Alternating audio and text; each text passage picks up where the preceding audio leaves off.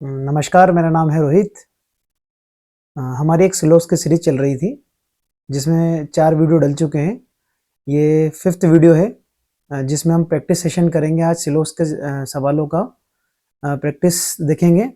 जिसने भी वो 4 वीडियो नहीं देखी है प्लीज़ पहले जाइए वो 4 वीडियो देखिए, फिर आप यहाँ पे आइएगा ताकि आपके लिए चीज़ें आसान रहे।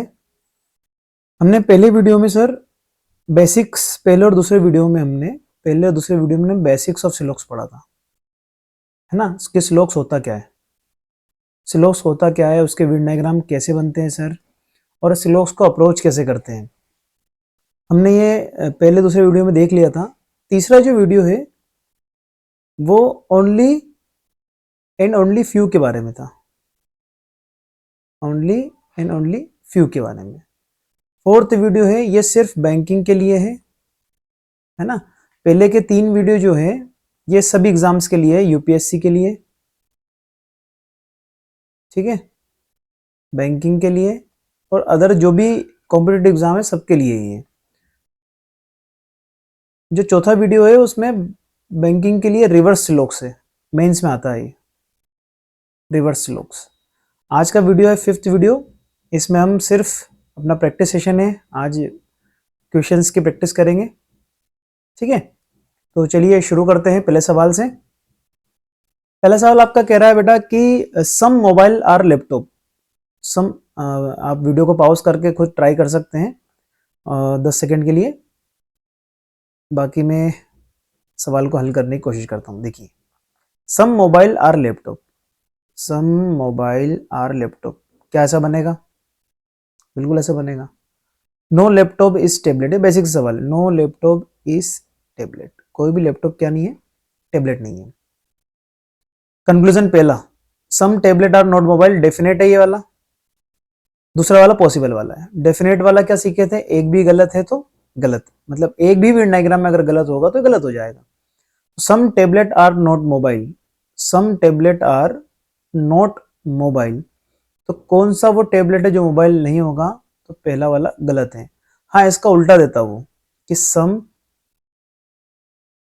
मोबाइल आर नॉट टैबलेट, तो कौन से मोबाइल थे? वो ये वाले मोबाइल हो जाते हैं कि सम मोबाइल आर नॉट टैबलेट, तो ये वाला कंक्लूजन सही हो जाता। ये वाला कंक्लूजन आपका गलत है, some tablet are not mobile.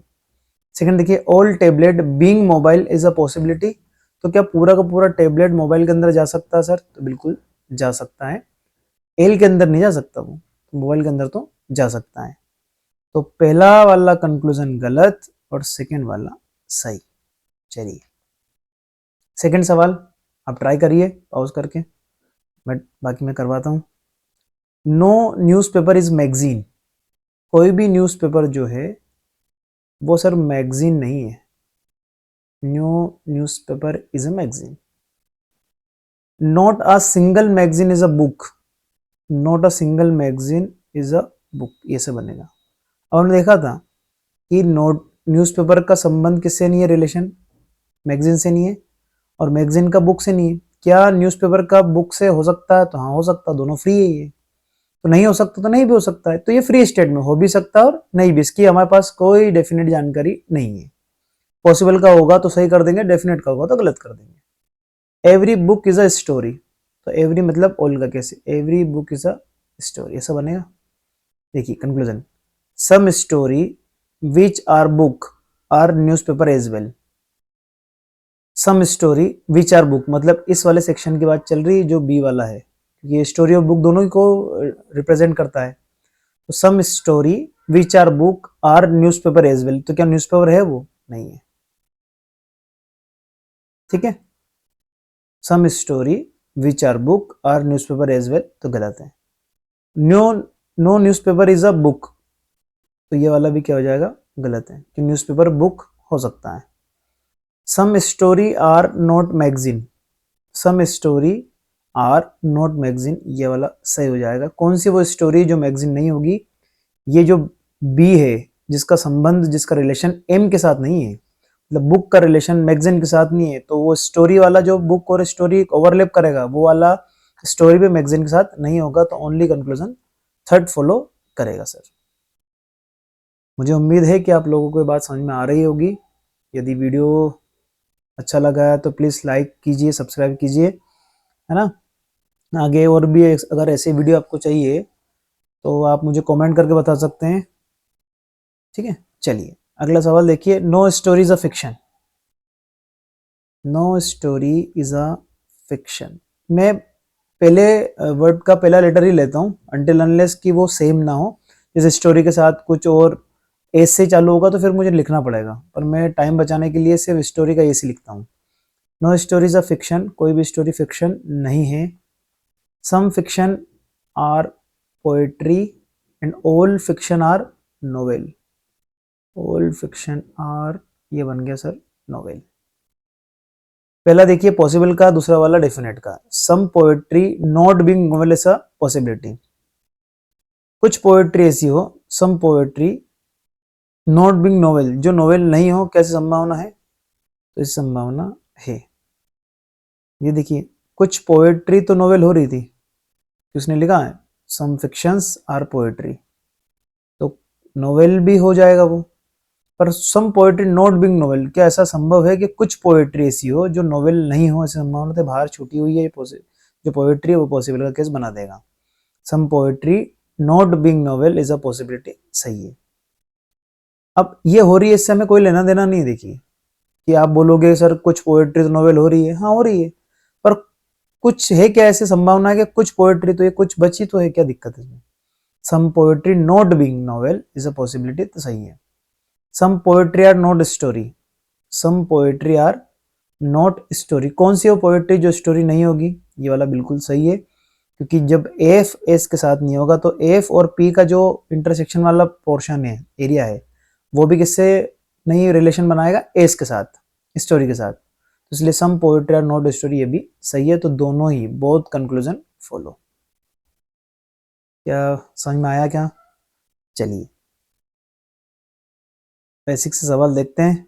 Some taxes are direct, ये सिर्फ प्रैक्टिस सेशन है आप लोगों को, ताकि चीजें समझ में आए। सम टैक्सेस आर डायरेक्ट, तो ये टैक्स क्या हो गया, डायरेक्ट हो गया। सम टैक्स आर इनडायरेक्ट, तो ये इधर मैंने इनडायरेक्ट ले लिया। ये टैक्स था, ये डायरेक्ट था, इनडायरेक्ट था, ठीक है। ऑल इनडायरेक्ट आर वेल्थ, तो ऑल इनडायरेक्ट आर वेल्थ, ये वेल्थ हो गया। सम डायरेक्ट आर इनडायरेक्ट, क्या डायरेक्ट और का इनडायरेक्ट से रिलेशन हो रहा है क्या? नहीं, इस वाले केस में नहीं हो रहा, गलत, क्योंकि डेफिनेट है, एक भी गलत है तो गलत। हो सकता है, हाँ हो सकता है, सकता नहीं पूछा, लेकिन उसने पॉसिबल नहीं पूछा है, डेफिनेट पूछा तो गलत है। ऑल वेल्थ आर डायरेक्ट, क्या सारे का सारा वेल्थ डायरेक्ट है, तो ये भी गलत, नन, नन फॉलो, ठीक है। चलिए ओनली वाला सवाल है, only potato is tomato. Only potato is tomato का मतलब क्या सीखा था हमने, केवल पोटैटो ही टोमेटो है, अब टोमेटो कुछ और नहीं हो सकता। Only potato is tomato,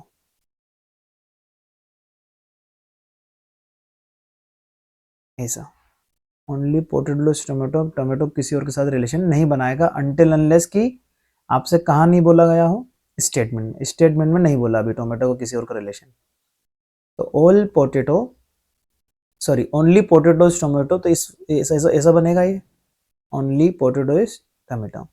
some pumpkin are potato, तो ये बाहर बनेगा पंपकिन, देखा।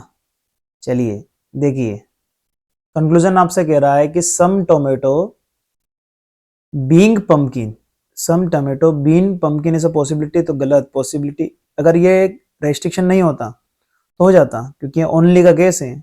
ओनली के केस में अब टोमेटो किसी और के साथ रिलेशन नहीं बनाएगा, इसीलिए यहाँ पे गलत हो जाएगा। तो ये रेस्ट्रिक्शन नहीं होता तो टोमेटो और पंपकिन हो सकता था, पर some tomato being pumpkin is a possibility, गलत। Some pumpkin being potato is a possibility, ये भी गलत होगा। पूछो क्यों? क्योंकि सम पंपकिन आर पोटैटो पहले से ही स्टेटमेंट में डेफिनेट दिया हुआ था। यदि पहले से आपको कोई जानकारी दी हुई है तो आप उसका पॉसिबल नहीं बना सकते। सम पंपकिन, यस होता ऑल पंपकिन बीइंग पोटैटो से पॉसिबिलिटी, तो ये सही हो जाता, ऑल होता तो, पर सम का केस है इसलिए गलत है। क्लियर है क्या?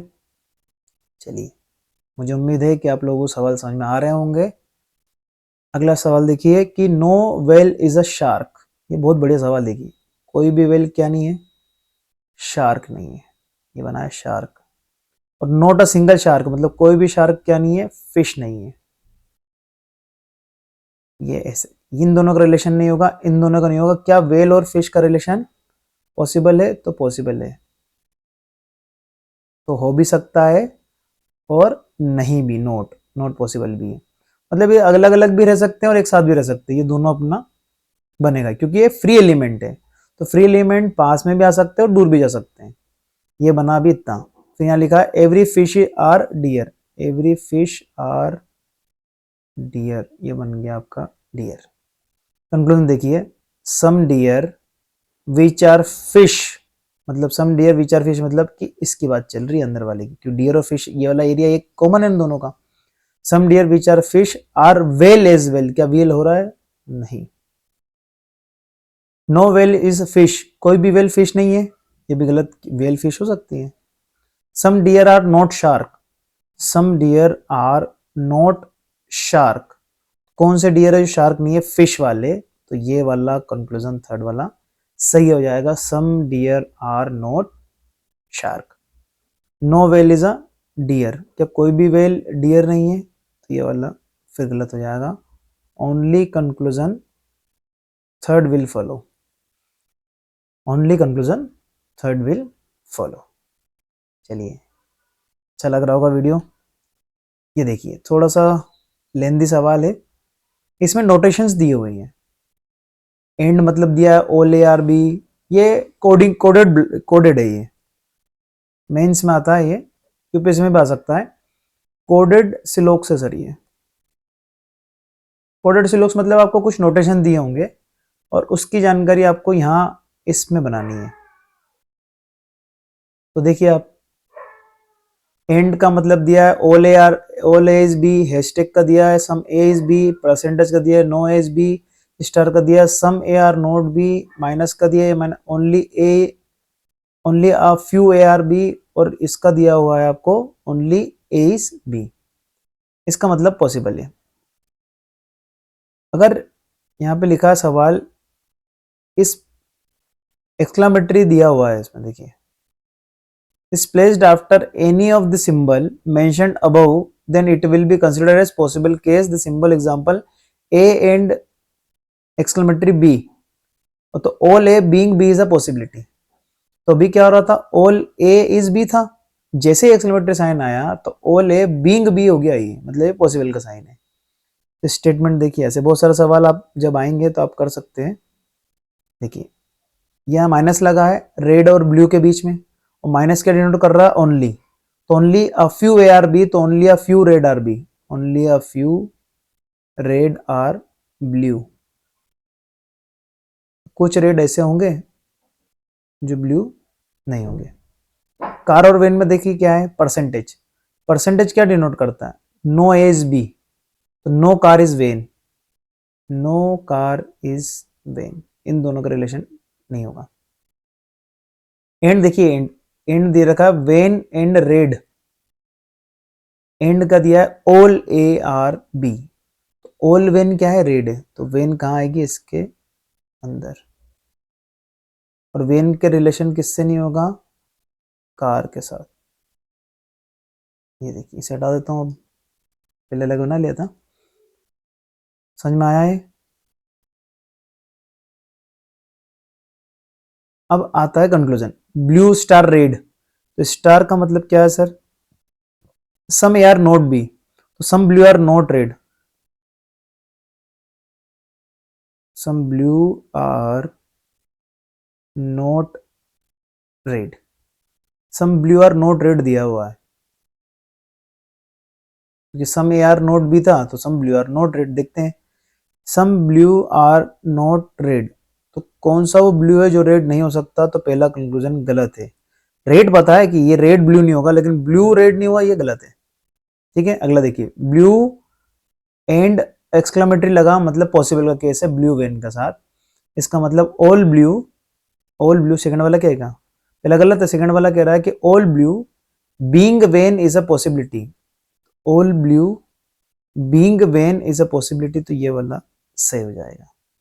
सेकंड कंक्लूजन बिल्कुल सही हो जाएगा, पहला वाला गलत है।